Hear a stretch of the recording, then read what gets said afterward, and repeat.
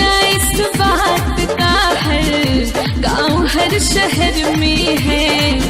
चर्चा इस बात का हर गांव हर शहर में है। मुस्कुराइए मुस्कुराइए आप देव घर में है। मुस्कुराइए आप देव घर में है।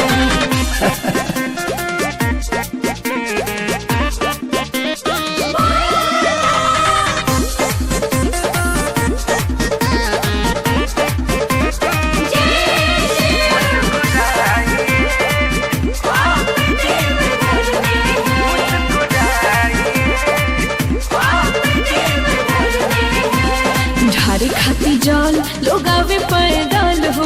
भोले बाबा कहा समस्या के हाल हो। अरे जानत वे बतियाई सभे संसार में। हाँ खाली नहीं लौटे जे जाला दरबार में। कांवरियों का वेलकम यहाँ आठों पहर में है। मुस्कुराइए मुस्कुराइए आप देव घर में है। मुस्कुराइए आप देव घर में है।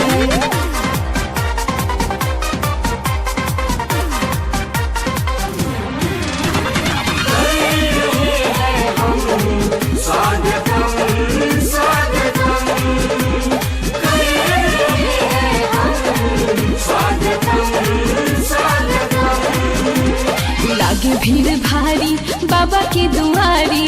हर साल आवे यादव राज खेसारी। और खूबसूरत लागे है सावन में नजारा। एक बेरी जे देख ले लहला दोबारा।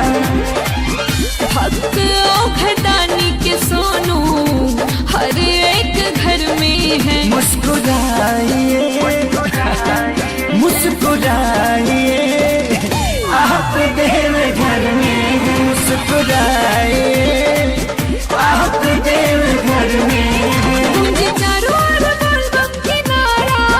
यहाँ आवते भागे दुख सारा। चर्चा इस बात का हर गांव हर शहर में है। चर्चा इस बात का हर गांव हर शहर में है। मुस्कुराइए मुस्कुराइए आप देव घर में है। मुस्कुराइए आप देव घर में है। नमस्कार प्रणाम। हम खेसारी लाल यादव रोज सबके गोड़ चुके गोड़ लगतनी और हमारे लेटेस्ट गाना सुने खातिर जी म्यूजिक भोजपुरी के सब्सक्राइब करी और अपन प्यार आशीर्वाद ओकरा साथे साथे खेसारी लाल यादव के भी दिलाई।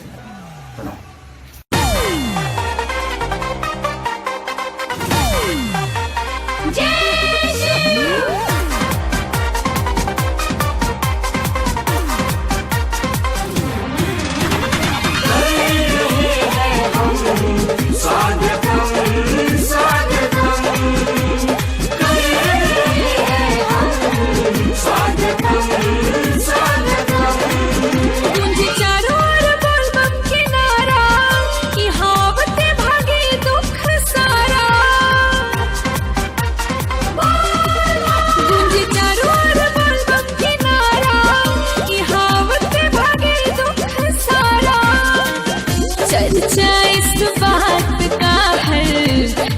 हर शहर में है। चर्चा इस बात का हर गांव हर शहर में है। मुस्कुराइए मुस्कुराइए आप देव घर में है। मुस्कुराइए आप देव घर में है।